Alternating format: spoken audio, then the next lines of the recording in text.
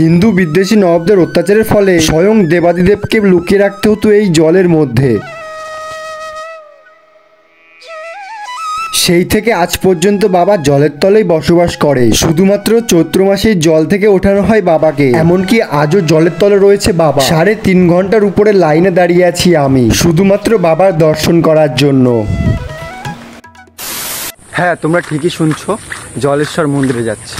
আর এই মন্দিরটা কতটা সুন্দর দেখতে তোমরা আগে থেকে দেখে বুঝতে পারছো হয়তো। তো খুব সুন্দর একটা জায়গায় তো আজকে কিন্তু যেতে চলেছি। তো সাথে থাকো তোমরা, তোমাদেরকেও ঘুরিয়ে নিয়ে আসবো একসাথে করে। তুমি তোমাদেরকে বলি যে আজকে শ্রাবণ মাসের 3য় সোমবার, আর তো তার জন্য আজকেই বেরিয়ে পড়লাম জলেশ্বর যাওয়ার জন্য। 4948 জনের পরে আমি লাইনে দাঁড়িয়ে আছি শুধুমাত্র বাবার দর্শন করার জন্য। এত ভিড়।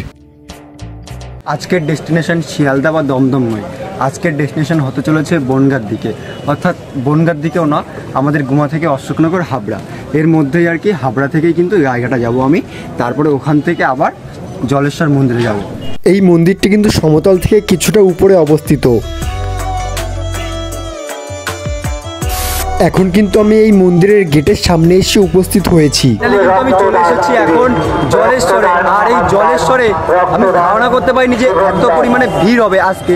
আর আমি একটু পিছন সামনের দিকে আসছি, আর এইখান থেকে কিন্তু বেশ সুন্দর লাগে দেখতে। তো দেখো, প্রথমেই দেখতে পাচ্ছ পুকুর, আর এখান থেকে দেখতে পাচ্ছ মানুষের সমাগম কিন্তু। আর সামনেই রয়েছে কিন্তু আমাদের জলেশ্বরের মন্দির।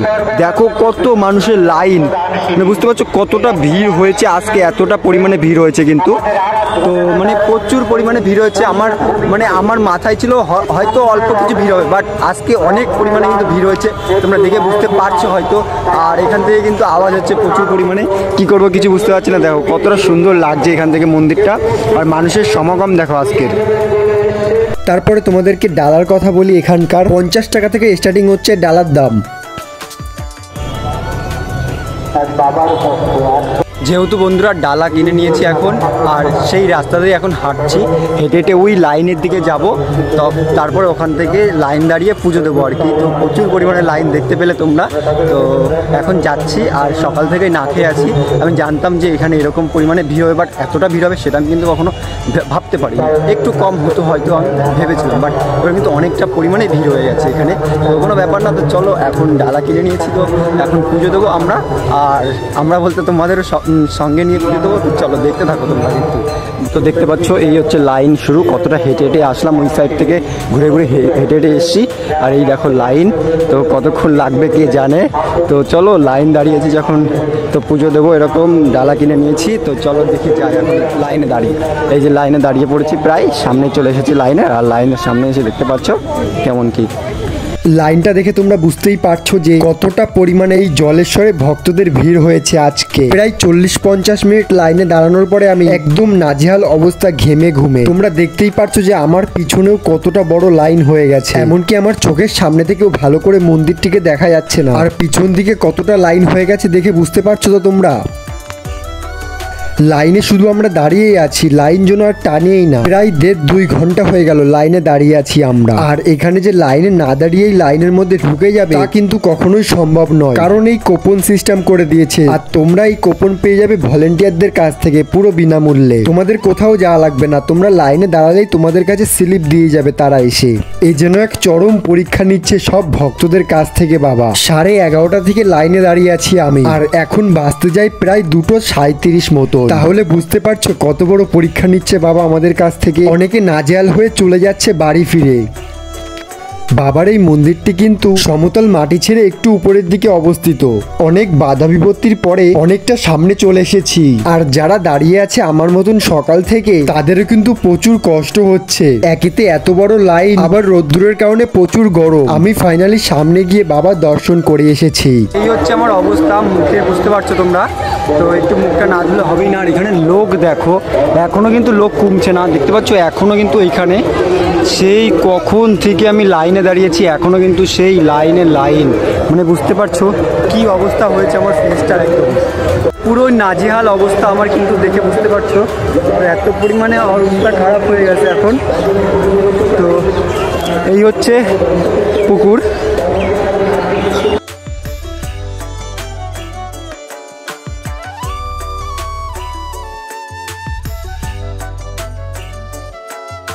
এখন বাজে কিন্তু ঘড়ির কাঁটায় 3:03। আর এখন দেখো এখান থেকে ভিড়টা দেখো তোমরা শুধু। এখনও কিন্তু এই বাবার কাছে আসার জন্য সব ভক্তরা এখনও আসছে, অনেক সুন্দর লাগছে কিন্তু এখান থেকে। আর এই হচ্ছে বাবার মন্দিরটা, বেশ ভালো কিন্তু এখান থেকে দেখা যাচ্ছে না, ওই সাইডে আমি দেখাচ্ছি, এখানে গাছ রয়েছে তার কারণে। একটা জিনিস তোমরা দেখতে পাচ্ছ যে এখানে সমতল মাটির থেকেও কিন্তু উপরে এসে কিন্তু মন্দিরটা, যেহেতু এখানে একটা পাহাড় মতন হয়ে রয়েছে, তারপরে যে বাবার মন্দির কিন্তু এখান থেকে, তো সমতল মাটির থেকেও কিন্তু একটু উপরে যে বাবার মন্দিরটা, বেশ সুন্দর কিন্তু মন্দিরটা। আর এখানে এই গাছের জন্য কিন্তু ভালো করে দেখা যাচ্ছে না, বাট এই সাইডে দেখা যেতে পারে, দেখো দেখা যাচ্ছে এখান থেকে।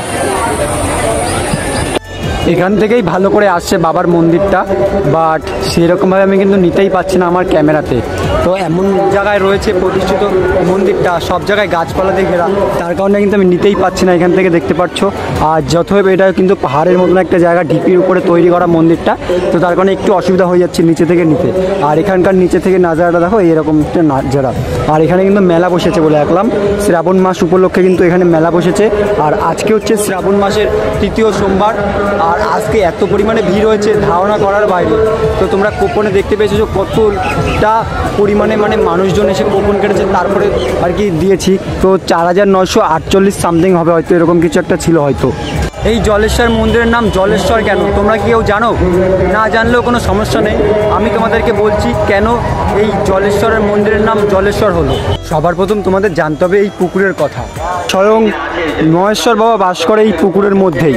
হ্যাঁ, তোমরা ঠিকই শুনছো, এই পুকুরের মধ্যেই বাস করে বাবা। এই কারণে এই মন্দিরের নাম হয়েছে জলেশ্বর। মানুষের সাথে সাথে ঠাকুর যেন অত্যাচার না হয়, তার জন্য এই জলের মধ্যে লুকিয়ে রাখা হতো স্বয়ং মহাদেবকে। এই মন্দিরের মধ্যে অবস্থান করে আছে এখন পাথরের মূর্তি, সেখানেই হাজার হাজার মানুষ পুজো দেওয়ার জন্য ভিড় জমাচ্ছে। এখনো কিন্তু শ্রাবণ মাসের 4র্থ সোমবার বাকি আছে। তোমাদের ইচ্ছা আর মনস্কামনা নিয়ে আসতে পারো তোমরা। ভিডিওর লাস্টে আমি বলে দেবো কি করে আসবে এই জায়গাতে।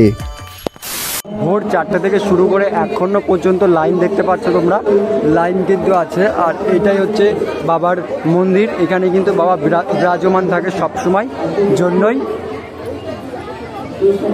খুব সুন্দর কাটলো আজকের দিনটা, সুন্দর আর কোথায় হলো, সবই তো কষ্ট আর কষ্ট। ওই লাইনে দাঁড়িয়ে কিন্তু প্রচুর কষ্ট হয়েছে, সেই 11:30 থেকে পুরো 2:50 পর্যন্ত লাইন দিয়েছি, লাইন দিয়ে তারপরে এসে দাঁড়িয়েছি। আর যারা এখন লাইনে দাঁড়িয়ে আছে না, তারাই শুধু বুঝতে পারছে যে কি অবস্থা হচ্ছে। মানে ওইখান থেকে ঘুরে ঘুরে ঘুরে ঘুরে ঘুরে ঘুরে ঘুরে ঘুরে ঘুরে এখান থেকে ঘুরে ঘুরে ঘুরে ঘুরে ঘুরে ঘুরে ঘুরে সব এইখানে এসে পুজো দিচ্ছে। মানে বুঝতে পারছো তো তোমরা কতটা পরিমাণে আর কি লাইন হয়েছে আজকে, প্রচুর পরিমাণে। এখানে কিন্তু ভালো হাওয়া দিচ্ছে, এতক্ষণ হাওয়া ছিল না কোথাও, আর এখন দেখো কত সুন্দর হাওয়া দিচ্ছে কিন্তু এখান থেকে, বেশ ভালো লাগছে। আর এখানে গাছপালা কিন্তু ভরে গেছে, গাছপালার জন্য কিন্তু এখান থেকে মন্দিরটা ভালো করে দেখা যাচ্ছে না, ওই সাইডে যে দেখাতে হচ্ছে তোমাদের কিন্তু। তো এখানে দেখতে পাচ্ছ এই গাছগুলো।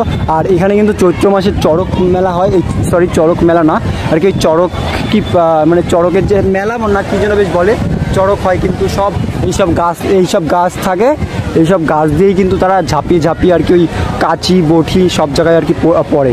মানে আমি কখনো দেখিনি, বাট আমি কিন্তু অনেকবারই এসেছি।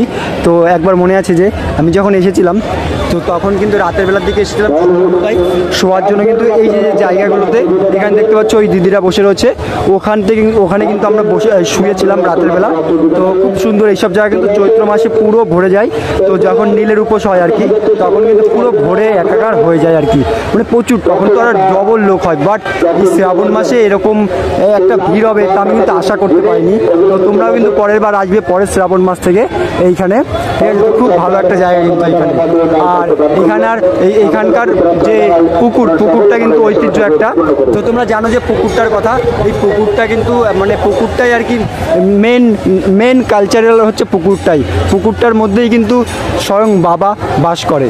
তারকেশ্বর যেমন নাম হয়েছে স্বয়ং তারকনাথের জন্য, আর এখানে জলেশ্বর নাম হয়েছে কিন্তু স্বয়ং জলে বাবা বাস করে তার কারণে। আর এই মন্দিরটার মধ্যে একটা মাস এসে কিন্তু থাকে বাবা, মানে খুব সুন্দর একটা দৃশ্য এখানকার। আর সেই সময়টায় আমি আসবো, তোমাদেরকে দেখানোর চেষ্টা করবো সেই সময়টা, তো তোমরাও দেখবে তখন ভালো করে, তো তাহলে আরও ভালো করে বুঝতে পারবে সেই সব সময়গুলোই।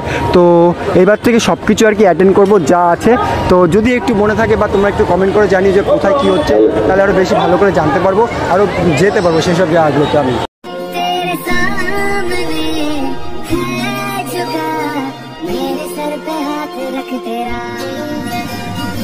তো তোমরা কিন্তু চাইলে মেলার মধ্যে এসেও ভিজিট করতে পারো, বাট আমি কিন্তু ভিজিট করছি না আজকে মেলার মধ্যে। তো আমি যাচ্ছি না এখন মেলার মধ্যে কিন্তু। আর মেলা থেকে ঠিক বাবার মন্দিরটা ঠিক এখানে। এখন কিন্তু প্রায় 4:30 মতন বাজতে যায়। আমি এখন কিন্তু বাড়ি থেকে যাব। আর তার আগে কিন্তু আমি এই জায়গাটা এসে গেছিলাম। তো জায়গাটা কিন্তু বেশ ভালো। আর যখন টাইম থাকে তখন কিন্তু এইসব জায়গা পুরো বুকিং থাকে, সব আর কি মেলা বসে এখানে। তো দেখো কত সুন্দর লাগছে এখন কিন্তু জায়গাটা।